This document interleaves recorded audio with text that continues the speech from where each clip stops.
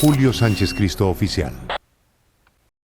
Óigame, José David, ¿qué cargo tenía en el ejército el general Óscar Murillo? Él estaba en el Comando General de las Fuerzas Militares, en una fuerza de unión que llaman, ya le digo bien el cargo exactamente, pero él estaba en Comando General de Fuerzas Militares y fue en su momento el comandante de la 7ª División allí en el departamento de Antioquia y Chocó. Bien. ¿Por qué salió del ejército?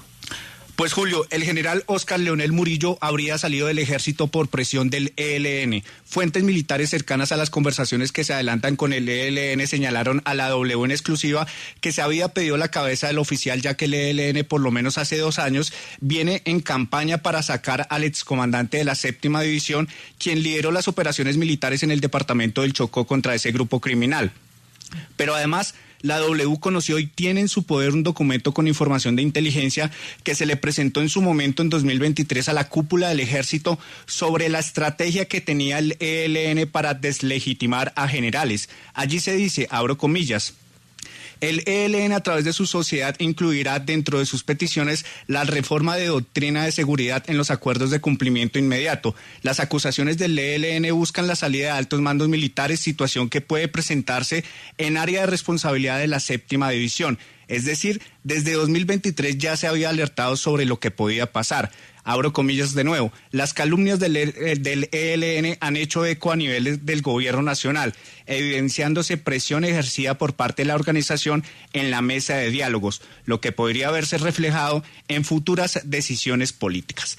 Ya para finalizar, Julio, la W también conoció con fuentes de la Fiscalía General de la Nación documentos radicados por el propio general Óscar Murillo en 2022, en donde ya advertía también del plan del ELN para sacarlo del Ejército Nacional. Y por último, al general Murillo se le acusa de supuestamente acoso sexual a subalternos, lo cual quedó descartado por la propia Procuraduría General de la Nación en un fallo de 2023. Y sobre las denuncias de los operativos dudosos en el río San Juan, en el departamento del Chocó, en su momento también la W conoció un documento en donde se aclara que esas operaciones no fueron adelantadas por unidades al mando del oficial Óscar Murillo, Julio.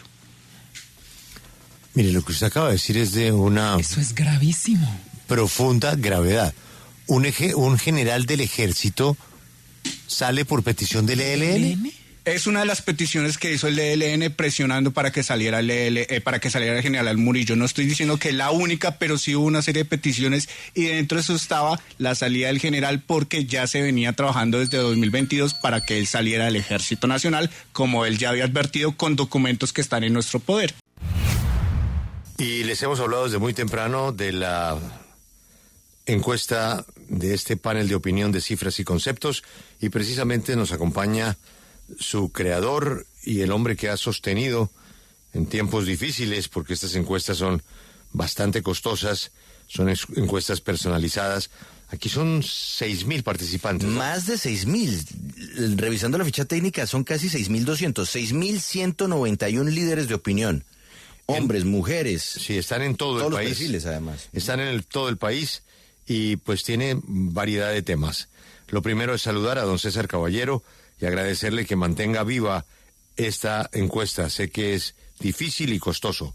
Don César, bienvenido a la W y gracias por este nuevo panel de opinión.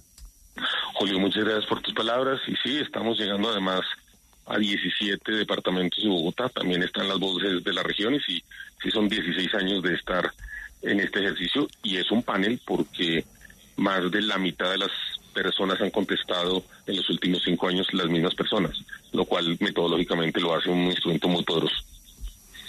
Uy, qué dato tan bueno. Es decir, que ustedes mantienen un universo controlado del 50%.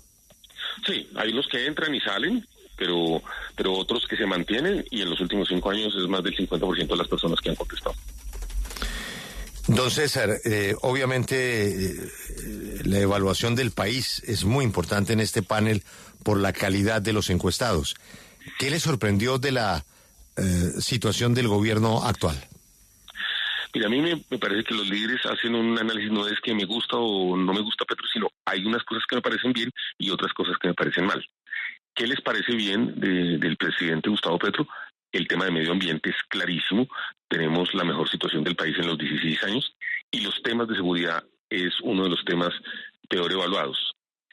quienes les va, digamos, en sus funciones a él le va muy bien en los temas de medio ambiente, y a quienes les va muy mal los temas, a él le va muy mal en el tema de corrupción, que le empieza a golpear el tema de salud y los temas de seguridad. Don César, en el tema de siempre, que es la crítica a la clase política colombiana, yo estoy viendo que ustedes midieron gobernadores, alcaldes, senadores. El Congreso sigue muy colgado, ¿no?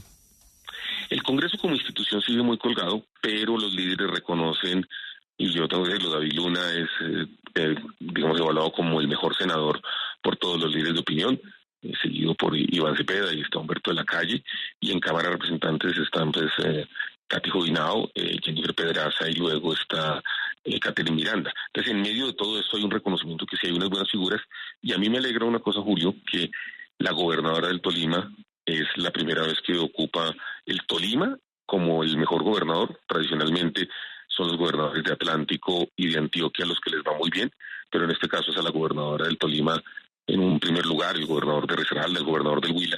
Es decir, se muestran figuras distintas a las de los departamentos a los que estábamos acostumbrados. Y en el caso de alcaldes, el alcalde de Turbay en Cartagena y el alcalde de Manizales hacen una evaluación muy buena. Entonces, a mí me alegra ver que en el panel también se muestran estos cambios de liderazgos, y en medio de las críticas que le hacemos siempre a la clase política, hay algunos líderes políticos que se destacan positivamente. Bueno, Julio entonces le pregunta por el Congreso de la República, pero quedan otros dos poderes, el Ejecutivo y el Judicial. En ese panel de opinión, ¿qué tan bien le va al uno, qué tan bien le va al otro en términos de confianza? Mira, a las Cortes le va muy bien a la Corte Constitucional y a la Corte Suprema, que han mejorado y aparecen en la confianza y en la credibilidad muy bien. A Presidencia de la República, que el año pasado estaba en la mitad de la tabla, en este momento está en la parte más baja de la tabla. Es decir, el presidente Petro, frente a los mismos líderes, está perdiendo confianza en la institución de la presidencia. Entonces el Ejecutivo en eso le va mal. Y el gabinete, pues hay más presidente que ministros. Se destacan, y eso hay que decirlo, la directora del DANE, que es la ministra de Medio Ambiente, y el ministro de las TIC, Mauricio Lescano. ¿Y quiénes son los peores ministros? Por fuera del concurso, Francia Márquez y Guillermo Alfonso Jaramillo. El ministro de Salud, ellos dos son los peores ministros del gabinete. Sí, César, ¿hubo alguna sorpresa de pronto en los alcaldes del país? Porque pues ya sabemos siempre quienes quedan muy bien rankeados, que nos aparece, por ejemplo, Barranquilla, Medellín, etcétera, pero ¿hubo alguna sorpresa que ustedes dijeran, así como nos mencionaba ahora con la gobernadora del Tolima? Sí, a mí me encanta que sea el alcalde de Cartagena, Dumet Turbay. Es la primera vez también que Cartagena ocupa el primer lugar, y en segundo lugar el alcalde de Manizales. Entonces son ciudades que normalmente no aparecen y que, pues, lo tradicional, como tú dices, es que nosotros siempre veíamos al alcalde de Medellín, al alcalde de Bogotá y al alcalde de Barranquilla. No, aquí están ocupando los primeros lugares el alcalde de Cartagena y el alcalde de Manizales. César, ¿cómo se vislumbra el panorama luego de medirle el pulso a la gente, a los opinadores, para el próximo 2025 en materia de candidatos presidenciales? No, nosotros en este instrumento no medimos intención de voto, y yo tengo la posición de que estamos muy temprano para medir intención de voto. Entonces no, yo en esa no la tenemos. Y vámonos ahora para el Congreso, porque ese es otro dato que usted revela cada año y que nos habla de cómo les está yendo a los congresistas, a los senadores y a los representantes a la Cámara. ¿Cómo les fue este año en esa materia? Sí, miren, los primeros lugares lo ocupan primero Catherine Jubinao, segundo Jennifer Pedraza, tercero Catherine Miranda y cuarto el representante Andrés Forero del Centro Democrático. Pues hasta ahí, digamos, si usted se da cuenta, no hay ninguno de la coalición de gobierno. En el caso, digamos, obviamente sí hay senadores y representantes de la coalición de gobierno, pero esto es una cosa que yo quiero hacer notar. Cuando estábamos en el gobierno del expresidente Iván Duque, quienes ocupaban los primeros lugares eran las personas de oposición, que no hacían parte de la oposición, de la coalición de gobierno.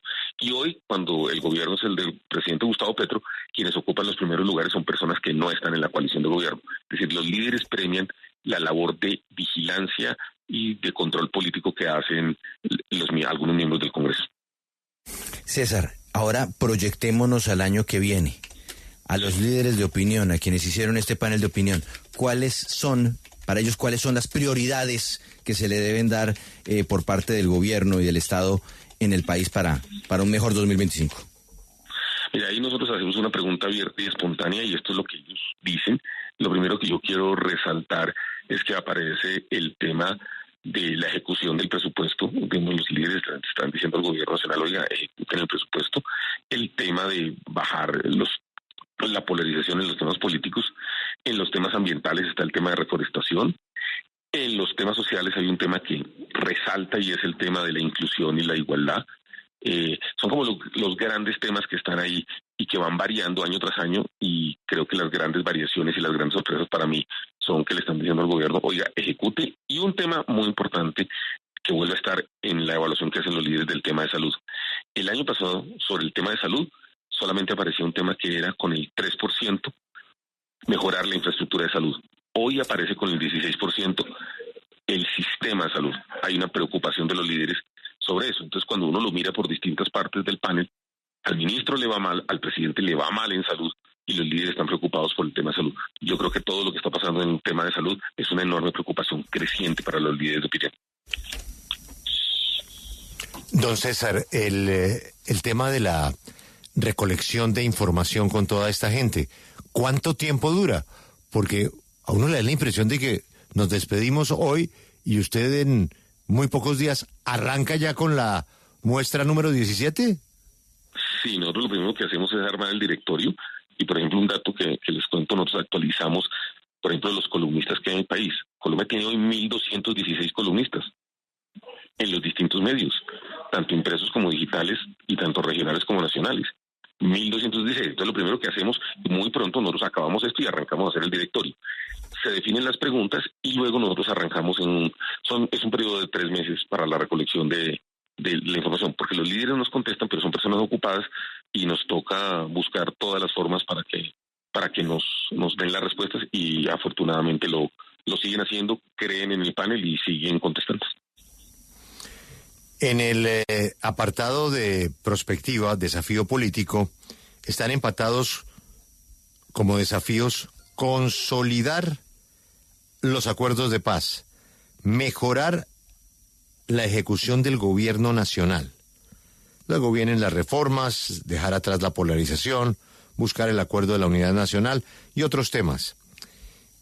La gente está entendiendo, sobre todo al nivel de su panel, que es igual de grave la paz que ejecutar. Está entendiendo que la paz es una prioridad y que debemos cumplir con eso, y que el gobierno no está ejecutando, y que se necesita que el gobierno ejecute, entre otras cosas, para ayudar a consolidar los temas de paz, porque muchos de los temas del incumplimiento del acuerdo de paz tienen que ver con la ejecución de presupuesto. Y este gobierno ya lleva 2 años, y a pesar de que tiene una enorme voluntad política para cumplir los acuerdos, pues la ejecución presupuestal no se ve. Entonces creo que es básicamente un poquito eso, y obviamente la paz vuelve a adquirir una importancia que digamos que antes pues que había perdido un poco. Me llamó la atención de este panel que usted le metió un primer segmento sobre inteligencia artificial, César. ¿Eso es por una preocupación que ha capturado usted, que ha notado que existe en el sector de los líderes de opinión? Y nosotros cada año estamos metiendo desde hace unos 5 años un nuevo panel, un nuevo módulo de coyuntura, y esta vez escogimos y ahí me llama mucho la atención. Mire, los líderes son conscientes de que los grandes conglomerados digitales están tomando sus datos personales y los están vendiendo a otras organizaciones. Y eso, o sea, el 67% es consciente y dice estar preocupado.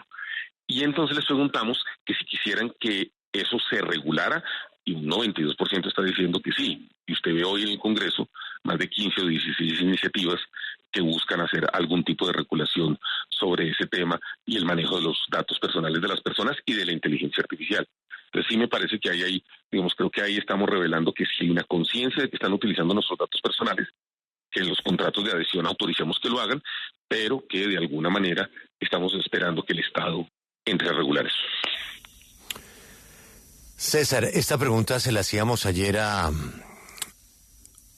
el director de Claro, porque va a utilizar sus decodificadores para medir la sintonía de televisión en 250,000 hogares en 700 municipios, lo cual es una locura, pero tiene la herramienta ya instalada.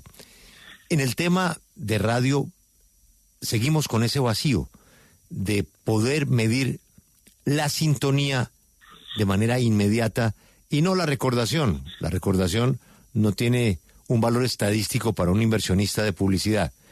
es muy difícil que lleguemos a la medición de radio de manera instantánea por su experiencia como encuestador.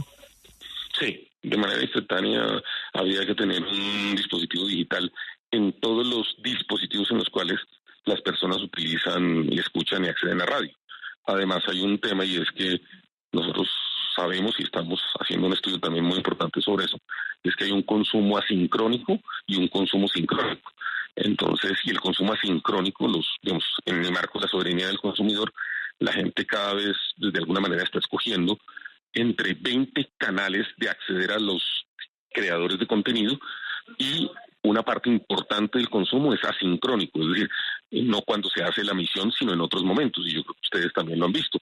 A ustedes muchas de las secciones del programa hay gente que las escucha no directamente cuando ustedes la transmiten, sino luego por los canales, por las redes y de otras maneras. Entonces, para radio es muy difícil. Don César, gracias por atendernos y felicitaciones por este nuevo panel de cifras y conceptos. Acompáñenos en el canal de YouTube @Julio Sánchez Cristo Oficial.